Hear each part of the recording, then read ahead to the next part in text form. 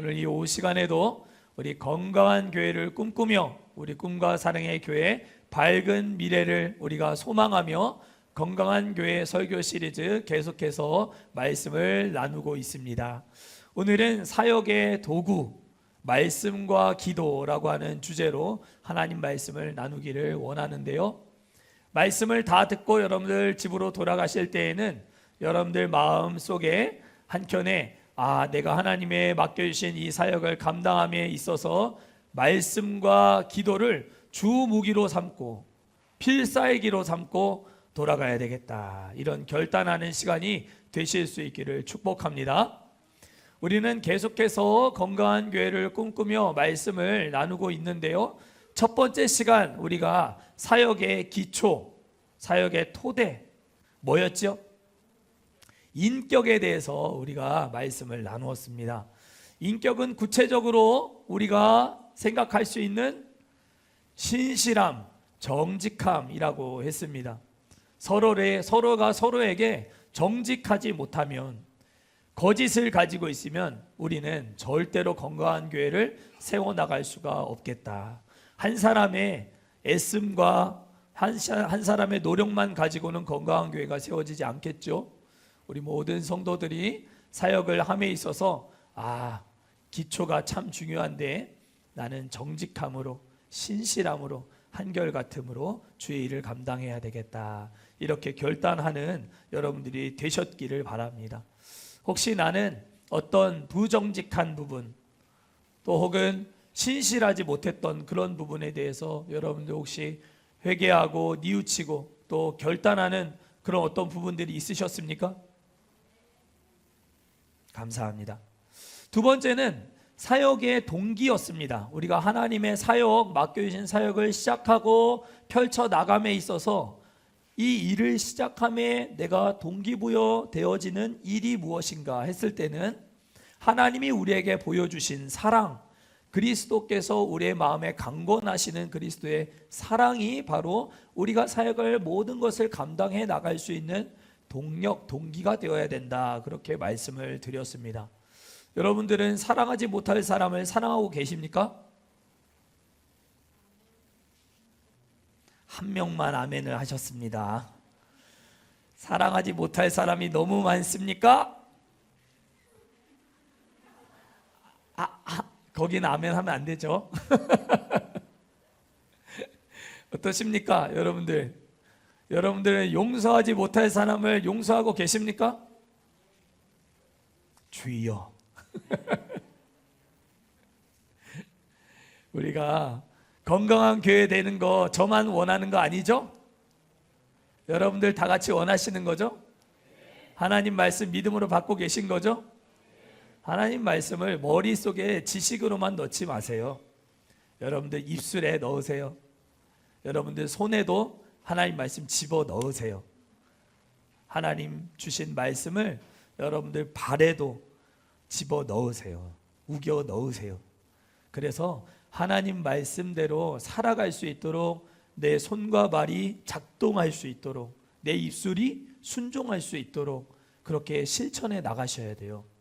사랑을 실천하는 우리 모든 꿈과 사랑의 권속들 되시기를 축복합니다.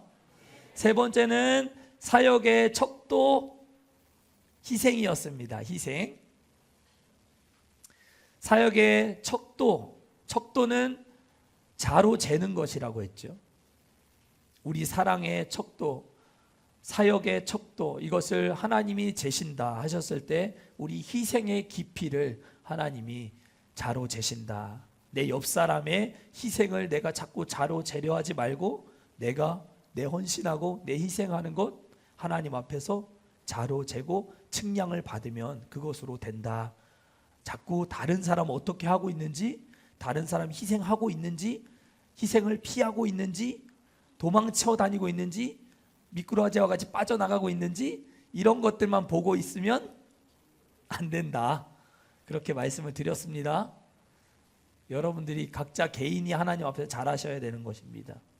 한 알의 밀알이 땅에 떨어져 죽지 아니하면 한 알 그대로 있고 죽으면 많은 열매를 맺느니라. 여러분들이 희생하셔서 우리가 좀 무슨 가지 되자고 했어요? 밑가지 되자고 했어요. 밑가지. 굵은 밑가지, 줄기 가까이에 붙어 있는 밑가지가 우리가 되면 열매는 밑가지에서 나지 않지요. 열매는 밑가지에서 나는 법이 없어요. 밑가지는 언제나 윗가지를 받쳐주는 가지가 되는 것이죠. 열매는 윗가지에서 맺히게 되어 있잖아요. 교회 나오신 지 얼마 안 되신 우리 새가족들, 또 믿음이 연약한 자들, 윗가지와 같은 분들이세요. 그 윗가지들이 우리와 같은 든든한 밑가지에 딱 붙어서 가지치기 하는 그날 잘려나가지 않도록 우리가 밑가지로서 윗가지 된 믿음이 연약한 자들을 잘 붙잡아 줘야 된다. 그리고 그 윗가지도 밑가지가 되는 순간이 있어요. 조금 시간이 지나면 그 윗가지가 어떻게 돼요? 줄기로부터 공급받는 양분을 통해서 그 윗가지가 점점 굵어지잖아요. 그리고 그 윗가지가 또 밑가지가 되면서 또 다른 윗가지를 섬길 수 있는 밑가지가 되는 것. 이게 우리 교회 공동체의 희생의 원리다라고 말씀드렸어요. 햇빛을 못 받는 자리에서도 여러분들이 희생하실 수 있기를 축복합니다. 여러분들은 지금 어떤 희생을 하고 계십니까? 나는 지난 한 주간 또 건강한 교회 설교 시리즈를 우리가 계속 듣고 있으면서 하나님의 말씀을 듣고 나는 무엇을 희생하기 위해서 노력해 보셨습니까?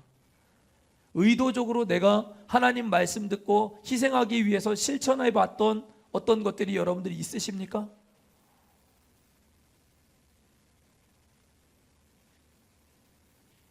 노력해 보셨습니까? 백날 말씀을 들어도 여러분들이 실천하지 않으면 계속 똑같은 설교를 할 겁니다. 여러분들이 움직이실 때까지, 여러분 마음이 동요되고 그 말씀에 순종하실 때까지 똑같은 설교를 계속해 나갈 것입니다. 쫓아내지 마세요. 말씀에 꼭 순종하시는 여러분들 되시기를 축복합니다. 사역의 본질 섬김이었습니다. 우리 주님께서 마지막 날에 지극히 작은 자 하나에게 한 것 오른편에 서라. 지극히 작은 자에게 하지 않은 너희는 왼편에 서라. 오른편은 양이요 왼편은 염소요. 우리가 오른편에 서려면 뭐 해야 된다고 했습니까? 우리 형제들 중에, 우리 지극히 작은 자들 중에, 그 중에 한 사람에게 우리가 잘해야 된다. 교회 공동체 안에서 우리가 꿈과 사랑의 교회라고 하는 가족으로 우리가 묶어주셨는데, 이 가운데 우리가 섬겨야 할 지극히 작은 자, 그를 섬기는 것 누구에게 한 것? 우리 주님께 한 것이라고 말씀했어요. 여러분들 오른편에 서실 사람이 되시겠습니까? 아니면 끝까지 섬기지 않고 왼편에서는 염소가 되시겠습니까? 고민해 봐야 할 주제입니다. 지난주에는 우리가 사역의 권위가 순종으로부터 온다. 우리 예수님께서는 순종함을 배우셨고 그 순종함을 배우셔서 지극히 높임을 받으시고 많은 사람들의 구원의 영원한 구원의 근거가 되셨다라고 하는 말씀을 우리가 나누었습니다. 여러분들은 지난 한 주간 이 말씀을 듣고 어떤 부분을 순종하기 위해서 노력해 보셨습니까? 애써 보셨습니까? 내가 순종하지 못하고 있는 부분은 어떤 부분인가? 여러분들이 말씀을 듣고 고민하지 않으면 설교를 듣는 것이 아무 의미가 없습니다. 뒤집어져야 됩니다.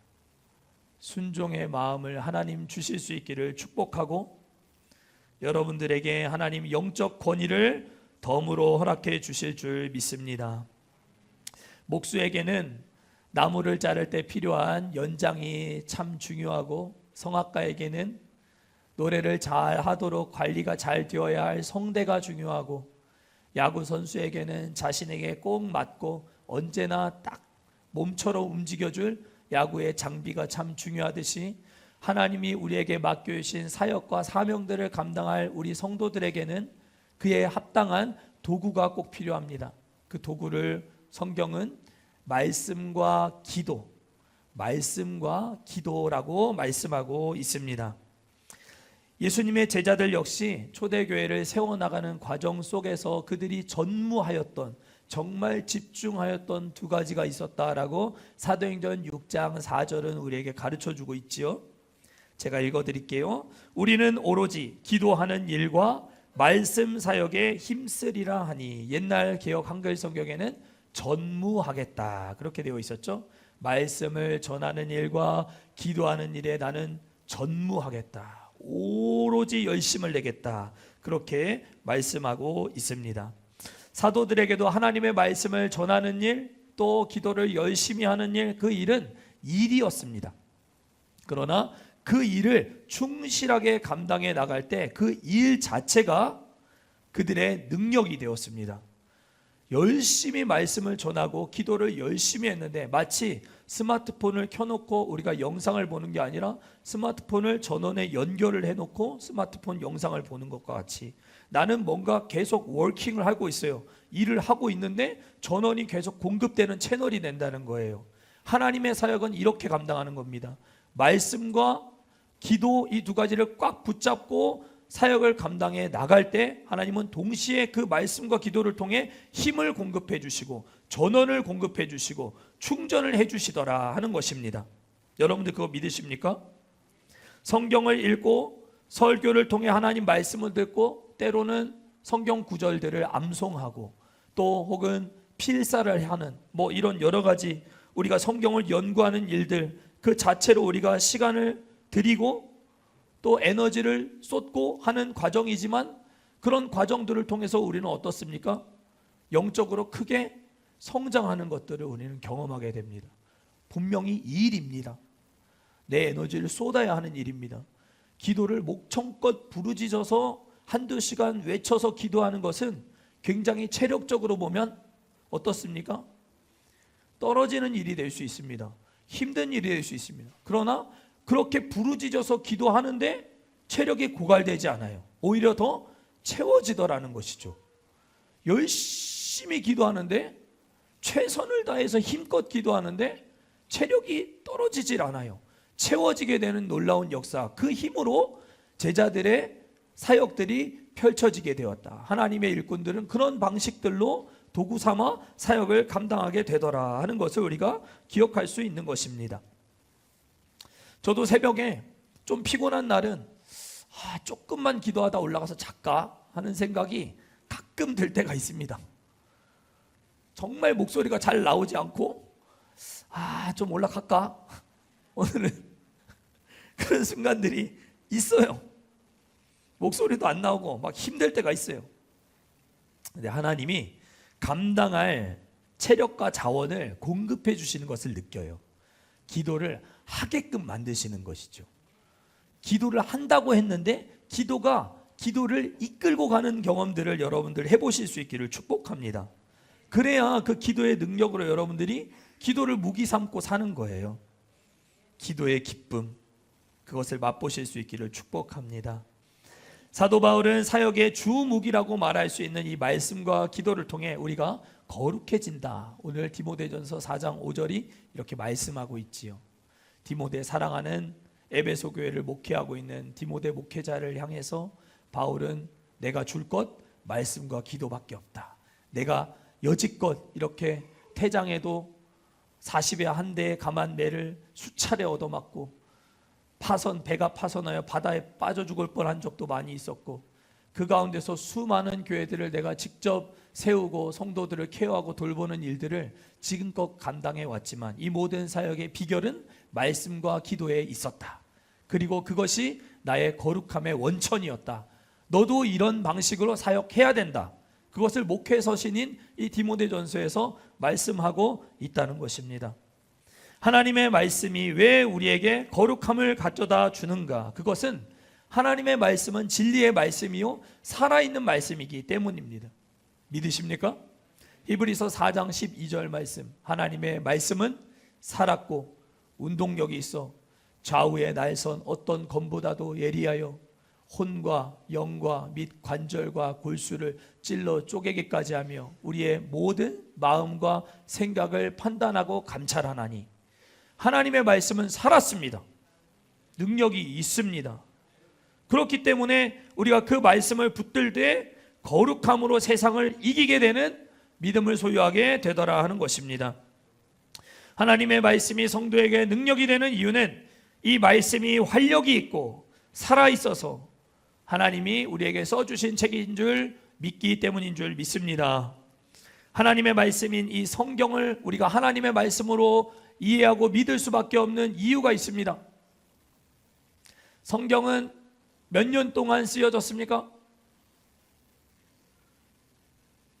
여러분들 들고 계신 이 성경책은 몇 년 동안 기록된 성경입니까?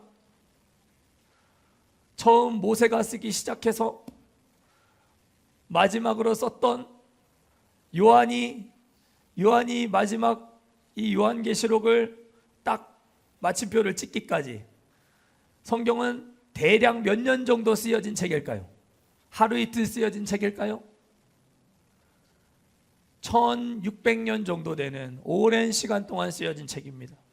한 사람이 썼을까요? 그럴 수 없지요. 1600년 동안 산 사람이 없지요.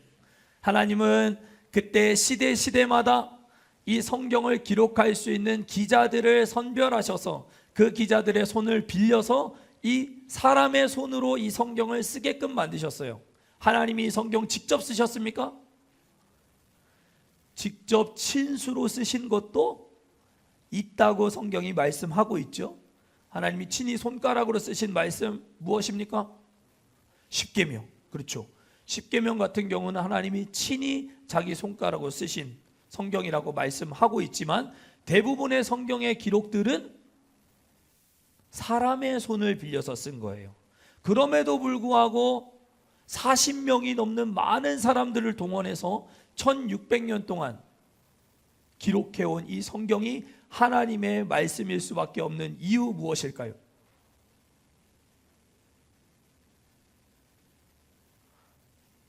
사십 명이나 되는 많은 사람들이 각자의 생각을 가지고 쓴 것일까요? 그렇죠. 디모데후서 3장 16절 모든 성경은 하나님의 감동으로 된 것으로, 여기 감동이 바로 인스피레이션이라고 해서 영감이라고 하는 말입니다. 영감이라고 하는 방식으로 하나님은 이 성경을 사람의 손을 빌어서 쓰게끔 만드셨어요. 그래서 사람이 썼지만 이 말씀은 하나님의 말씀일 수 있고 1600년 동안 40명이나 되는 많은 사람들이 썼지만 그럼에도 불구하고 원 메시지, 구원의 메시지, 통일성을 갖추고 있는 메시지, 중구난방 다른 말들을 막 섞어서 하는 것이 아니고 하나님 나라에 관한, 언약에 관한 핵심적인 주제를 가지고 40명이 서로 얼굴을 본 적도 없고 서로 같은 문화권에서 살았던 사람들도 아님에도 불구하고 같은 이야기를 써내려가고 있다고 하는 것은 하나님이 그 가운데 영감으로 역사하셨기 때문에 이것이 우리 손에 들려왔을 때 하나님의 말씀이 될 수 있다는 것이죠. 여러분은 이 말씀을 믿으셔야 됩니다. 하나님의 말씀이 여러분들의 거룩함이 되려면 이 성경이 진짜 하나님의 말씀이구나 라고 하는 것을 여러분들이 믿으실 수 있으셔야 돼요. 영감이 그러면 어떤 방식으로 영감이 되었는가? 학자들은 크게 세 가지를 얘기해요. 첫 번째, 기계적 영감이라고 하는 거예요. 기계적 영감설이라는 게 있어요. 기계적이라고 하는 것 말 자체가 갖는 뉘앙스처럼 하나님이 그때 해당하는 당시에 있었던 기자들의 거의 손목을 딱 붙잡으셔서 사람의 손으로 쓰게끔 만드실 정도로 하나님이 불러주시는 대로 그 성경 기자는 정신적인 이 활동이 완전히 멈춰진 채로 사람의 손으로 썼으니까 정신적인 활동이 완전히 멈춰진 채로 하나님이 기계적으로 성경을 따라 불러주시는 대로 쓰게끔 만드셨다. 그래서 이 성경이 하나님의 말씀이다 라고 주장하는 설이 있어요. 그거를 무슨 설? 기계적 영감설이라고 해요. 기계적 영감설이 우리에게 받아들여질 수 없는 이유가 있어요. 왜냐하면 시편이나 또 잠언이나 또 아가서와 같은 노래와 시가 기록되어 있는 부분들을 보면 사람 개인의 감정들이 들어가 있는 부분들을 많이 볼 수가 있거든요. 하나님이 그 감정까지 컨트롤하셨는가 볼 수가 없다는 거죠. 또 복음서를 보면은 예수님의 생애를 말하고 있는 이 책인데, 이 책이 마태, 마가, 누가, 요한복음 각각의 복음서에 따라서 같은 사건인데도 불구하고 다른 시각으로 조금씩 다른 설명들을 하고 있는 것들을 볼 수 있단 말이에요. 그거를 하나님이 영감하셨겠는가 라고 봤을 때는 조금 어렵지 않나 이렇게 보기 때문에, 기계적으로 하나님이 사람의 정신을 완전히 멈춰 놓은 다음에 이걸 따라 쓰게 만드신 것은 아니었을 것이다, 이렇게 이야기를 합니다. 두 번째는 역동적 영감설이라는 게 있어요. 역동적 영감설, 이것은 하나님이 성경의 본문이 말하고 있는 목적에 대해서만 하나님이 영감을 하셨고, 나머지 부분에 대해서는 인간의 자율로 맡겨주셨다. 그러니까 성경에 여기서 이 말 저기서 저 말 하는 것들이 조금 있는 것처럼 보여지는 경우가 있다. 그 대표적인 경우를 우리 한번 찾아봅시다. 사무엘하 24장, 성경 사무엘하 24장,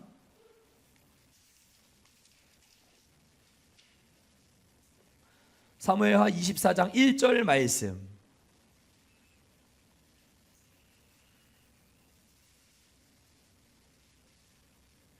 사무엘하 24장 1절 말씀을 함께 읽어보도록 하겠습니다. 시작.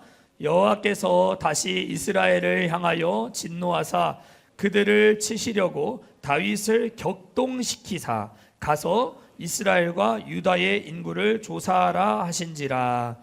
누가 다윗을 격동시켰다고 말씀합니까?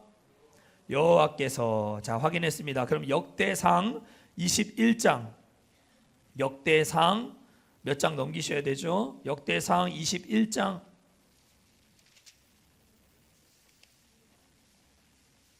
1절, 역대상 21장 1절 말씀을 우리 함께 보겠습니다. 자, 시작. 사탄이 일어나 이스라엘을 대적하고 다윗을 충동하여 이스라엘을 계수하게 하니라. 아멘. 사무엘하 24장 1절에는 여호와께서 다윗을 격동시키사 인구를 계수하게 만드셨다, 이렇게 기록되어 있고, 역대상 21장 1절에는 누가? 사탄이 다윗을 충동시켜서 인구를 계수하게 만들었다. 자, 이 본문은 난해 구절입니다. 어떤 성경 구절에서는 하나님이 시켰다라고 되어 있고, 똑같은 상황인데 어떤 상황은 사탄이 시켰다고 되어 있어요. 이걸 우리가 어떻게 이해할까요? 하나님이 영감하지 못하신 부분이다, 사람의 실수다, 이렇게 봐야 되는 걸까요? 그렇지 않다는 거예요. 역동적 영감설이 아니라는 것이죠.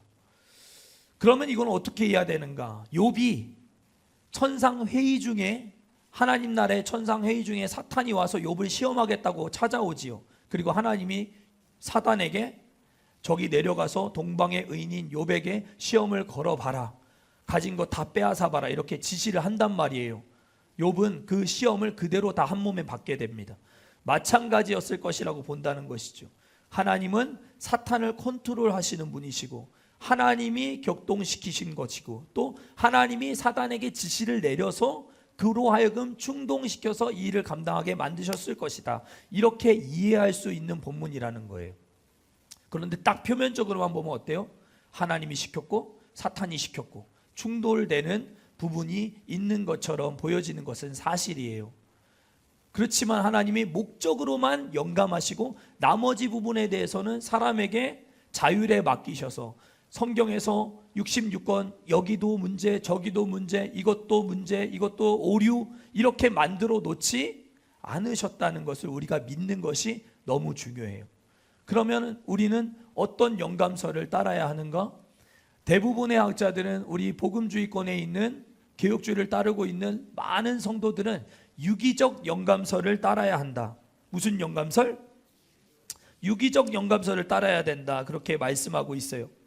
하나님께서 성령으로 감동시키는 데 있어서 성경 기자들의 마음과 생각과 또 그들의 성품과 기질과 은사와 재능과 또 직접 수준과 교양과 교육받은 내용들과 그들이 사용하고 있는 용어와 문체들을 하나님이 다 기억하시고 그대로 사용하셔서 문서 활동에 영향력을 미치는 인간의 죄의 영향력은 끊어주시고 그런 것들을 동원해서 이 성경을 쓰게끔 만들어 주셨다라고 하는 것이 정통 이 성경이 하나님의 말씀이다라고 믿을 수 있는 영감서를 우리 의미한다, 그렇게 볼 수가 있는 것이죠. 그래서 우리는 성경이 하나님의 말씀이라는 사실과 이 성경 66권이 한 점 1.1획도 틀림없이 오류가 없다라고 하는 사실을 우리는 믿을 수 있어야 되는 거예요. 성경 기자의 다양한 생각과 그의 삶의 배경과 1600년 동안 40명이나 되는 수많은 기자들이 있었지만 그 기자들이 가지고 있었던 삶의 배경과 그들의 지적 수준과 기질과 성품, 이런 다양한 것들을 활용해서 성경을 기록하게 만드셨기 때문에 이 성경은 하나님의 말씀일 수 있다는 것이죠. 그러면서 동시에 우리는 그들이 살았던 삶의 배경과 그들이 사용했던 용어와 문체를 동시에 연구해야 될 필요도 생기는 것이죠. 왜냐하면 그때 당시의 시대상을 우리가 연구해야만 그가 얘기하고 있는 이 본문이 그 의미가 정확하게 살아나기 때문이에요. 그러니까 성경 배경 지식을 연구하는 것도 굉장히 중요한 일이다라고 하는 것을 알 수 있습니다. 얼마 전에 이제 교회학교 교사 지원을 받았습니다. 교사의 신앙 고백 두 번째 페이지 첫 번째 문항이 이런 문항이었어요. 당신은 성경 66권이 정확무오한 하나님의 말씀임을 믿으십니까? 교사로서 신앙 고백을 함에 있어서 가장 중요한 신앙 고백을 뭘로 받는가? 교사들의 교과서는 성경이니까. 교사가 교과서를 믿지 못하면 교과서에 있는 내용들을 힘있게 증거하지 못할 테니까. 교과서에 있는 내용이 진짜 하나님의 말씀임을 틀림이 없는 정확무오한 하나님의 말씀을 당신은 진짜 믿습니까? 확인했습니다.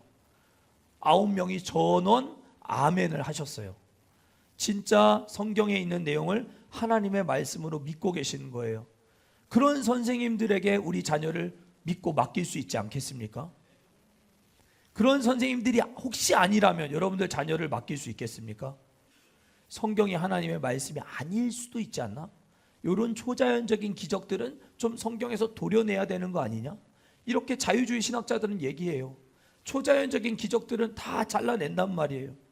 이거는 사람의 영향력을 받은 부분이라는 것이죠. 그런 부분들은 우리가 다 하나님의 말씀으로 믿고 받아들일 수 있는 사람들이야 되어야 할 줄 믿습니다. 이처럼 교사든 우리가 이제 세워질 목자이든지 팀장이든지 또 식당 봉사나 청소의 일을 우리가 담당하는 한이 있더라도 하나님의 말씀을 우리 사역의 주 무기로 필살기로 삼고 살아가기 위해서는 성경에 대한 바른 믿음을 갖는 것, 이것이 너무너무 중요합니다. 사랑하는 성도 여러분, 하나님의 말씀을 하나님의 말씀으로 믿고 받아들이실 수 있기를 주의 이름으로 축복합니다. 창세기 1장 1절 말씀은 그런 의미에서 굉장히 중요해요. 태초에 하나님이 천지를 창조하시니라. 하나님의 창조하심을 우리가 믿지 못하면 그 이후에 기록되어 있는 모든 말씀은 우리가 믿을 수가 없는 것이죠. 이 세상 모든 만물이 하나님 손에 의해서 지은 바 되었다라고 하는 건 여러분들 믿으십니까? 여러분들 자신을 하나님이 만드셨다는 것도 믿으십니까? 이 성경은 여러분들이 하나님의 말씀을 순종하며 살아갈 때 가장 사람다운 사람으로 살아갈 수 있는 사람 사용 설명서라고 하는 사실도 여러분들 믿으십니까? 지침서입니다. 아주 고가의 장비를 사면 살수록 그 박스 안에는 그 사용할 수 있는 기계에 대한 정확한 매뉴얼과 사용 설명서가 가격이 비쌀수록 두꺼워질 수밖에 없듯이 이 모든 성경은 여러분들이 이 땅을 살아가는 동안 사람이 사람답게 살아갈 수 있도록 꼭 필요한 사용 설명서 매뉴얼임을 여러분들이 믿으실 수 있기를 축복합니다. 그것을 기억하는 것, 말씀이 여러분들의 삶의 능력이 될 수 있는 좋은 방안이라고 저는 생각합니다. 두 번째, 기도가 성도의 삶의 중요한 사역의 도구가 될 수 있는 이유는 무엇인가? 기도는 하나님의 뜻이 우리의 삶 가운데 이루어지도록 하는 행위라고 했습니다. 여러분들이 원하고 소원하고 바라는 많은 것들이 있지만 그런 것들을 하나님께 요구해서 하나님이 정하신 뜻을 돌이키고 하나님의 뜻을 꺾는 게 기도가 아니라 하나님 내 삶 가운데 이미 예정하시고 계획하고 계신 하나님의 뜻이 내 삶 가운데 잘 이루어질 수 있도록 나를 온전히 내어드리고 기도를 하면 할수록 내가 하나님 앞에서 변화되어져 가는 과정을 겪는 것, 이것이 기도라고 했어요. 여러분들은 기도를 그렇게 하고 계십니까? 하나님의 뜻이 내 삶 가운데 온전히 이루어지게 해달라는 기도를 여러분들 드리고 계십니까? 아니면 여러분들 욕심으로 간구하는 것들만 어떻게든 하나님 앞에서 관철시켜 보려고 애쓰며 그렇게 기도하고 계십니까? 욕심으로 간구한 것들은 응답받을 수 없다고 성경이 말씀하고 있지 않습니까? 욕심으로 구하지 말고 하나님의 뜻이 내 삶 가운데 이루어지도록 기도해도 여러분들 충분히 이 땅 가운데서 행복하고 하나님 가장 좋은 길로 여러분들이 인도하실 텐데 여러분들의 기도가 바뀌실 수 있기를 축복합니다. 기도가 여러분들의 삶의 무기가 되실 수 있기를 축복합니다. 그럼에도 불구하고 하나님께서 왜 우리의 기도에 이렇게 빨리빨리 금방금방 속히 응답하시지 않을까? 이 부분에 대해서 여러분들 생각해 보셨습니까?